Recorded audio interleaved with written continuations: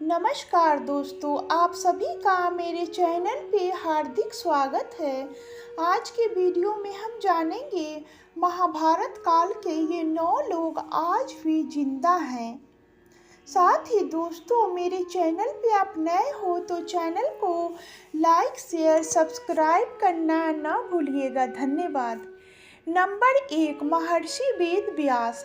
महर्षि वेद व्यास का नाम कृष्ण द्वैपायन था। वे पराशर ऋषि और सत्यवती के पुत्र थे। वेदों के भाग करने के कारण उन्हें वेद व्यास कहा जाने लगा। उन्होंने ही महाभारत गणेश जी से लिखवाई थी।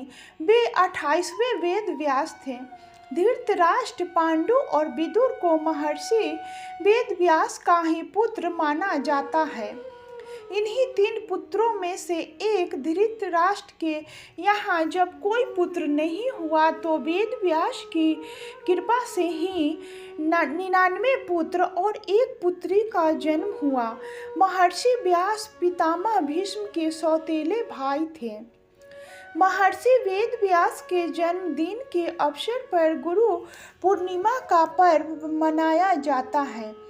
कहते हैं कि ऋषि वेद व्यास कली काल के अंत तक जीवित रहेंगे, तब वे कल्कि अवतार के साथ होंगे। माना जाता है कि महाभारत युद्ध के बाद बहुत समय तक सार्वजनिक जीवन में रहे और उसके बाद वह तप और ध्यान के लिए हिमालय की पर्वत श्रृंखलाओं में लौट गए थे। कलयुग के शुरू होने के बाद वेद व्यास के बारे में कोई ठोस जानकारी या दस्तावेज उपलब्ध नहीं है। हालांकि कहा जाता है कि प्रथम जातक कथा में उन्हें बोधिसत्व कहा गया है। दूसरी जातक कथा में उन्हें महाभारत का रचयिता और इससे जुड़ा हुआ व्यक्ति बताया गया है। नंबर 2, महर्षि परशुराम। वैसे परशुराम तो रामायण के काल के पहले से ही जीवित हैं। इनके पिता का नाम जमदग्नि और माता का नाम रेणुका था। ऋचिक सत्यवती के पुत्र जमदग्नि रेणुका के पुत्र परशुराम थे। रामायण में परशुराम का उल्लेख तब मिलता है जब भगवान श्री राम सीता स्वयंवर के मौके पर शिव का धनुष तोड़ देते हैं। तब परशुराम यह देखने के लिए सभा में आते हैं कि आखिर यह धनुष किसने तोड़ा। महाभारत में परशुराम का उल्लेख पहली बार जब मिलता है जब वे भीष्म पितामह के गुरु बने थे और एक प्रसंग के अनुसार उनका भीष्म के साथ युद्ध भी हुआ था। दूसरा, जब वे भगवान श्री कृष्ण को सुदर्शन प्रदान करते हैं और तीसरा, जब वे कर्ण को ब्रह्मास्त्र की शिक्षा देते हैं। मान्यता है कि परशुराम भी चिरंजीवी हैं। वे भी महर्षि वेद व्यास की तरह कली काल में कल्कि अवतार के साथ होंगे। कठिन तप से प्रसन्न हो भगवान विष्णु ने उन्हें कल्प के अंत तक तपस्यारत भूलोक पर रहने का वर दिया है। नंबर 3, महर्षि दुर्वासा। महर्षि दुर्वासा के बारे में सभी जानते हैं कि वे कितने क्रोधित ऋषि हैं। रामायण अनुसार महर्षि दुर्वासा राजा दशरथ के भविष्य वक्ता थे। इन्होंने रघुवंश के लिए बहुत भविष्यवाणियां भी की थी। दूसरी ओर महाभारत में महर्षि दुर्वासा कुंती को मंत्र देते हैं तो द्रौपदी की परीक्षा लेने के लिए अपने 10,000 शिष्यों के साथ उनकी कुटिया पहुंचे थे। एक जगह वे कृष्ण के पुत्र शांब को श्राप देते हुए भी बताए गए हैं। महाभारत काल में भी उनके होने की चर्चा कई जगह की गई है। उन्हें भी चिरंजीवी होने का वरदान प्राप्त है।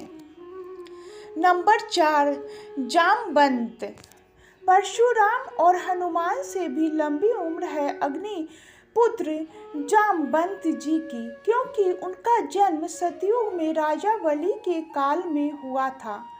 जामवंत त्रेता युग राम के साथ थे और द्वापर युग में श्री कृष्ण के ससुर बने थे। भगवान श्री कृष्ण को स्वयं तकमनी के लिए जामवंत के साथ युद्ध करना पड़ा था। जब श्री कृष्ण युद्ध जीत रहे थे तो जामवंत को आश्चर्य हुआ। उन्होंने तब अपने पर प्रभु श्री राम को पुकारा और उनकी पुकार सुनकर श्री कृष्ण को अपने राम स्वरूप में आना पड़ा।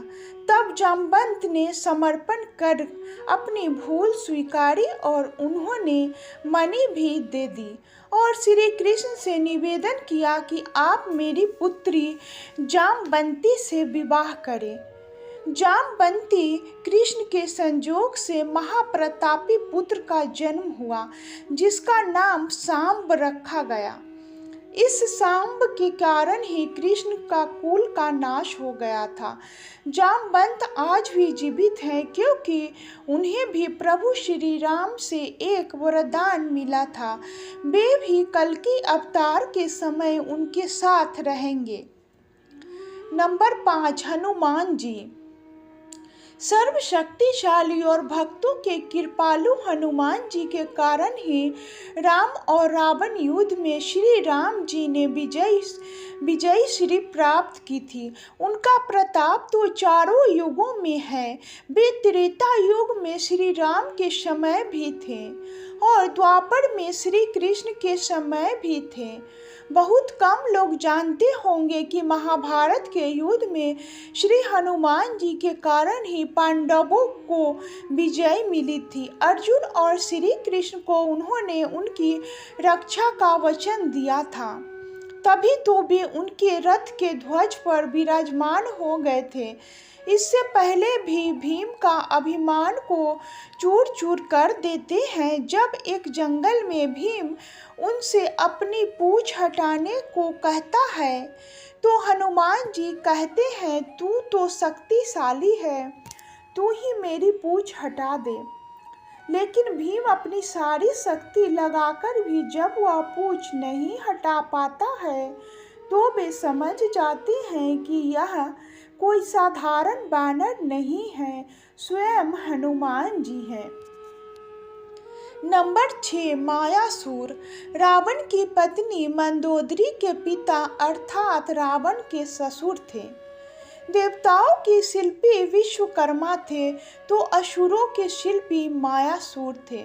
मायासुर ने रामायण काल में कई विशालकाय भवनों और शस्त्रों का निर्माण किया था। रामायण के उत्तरकांड के अनुसार मायासुर कश्यप ऋषि और उनकी पत्नी दिति का पुत्र था। यह ज्योतिष, वास्तु और शिल्प के प्रकांड विद्वान थे। इसका मतलब मायासुर सतयुग में भी था।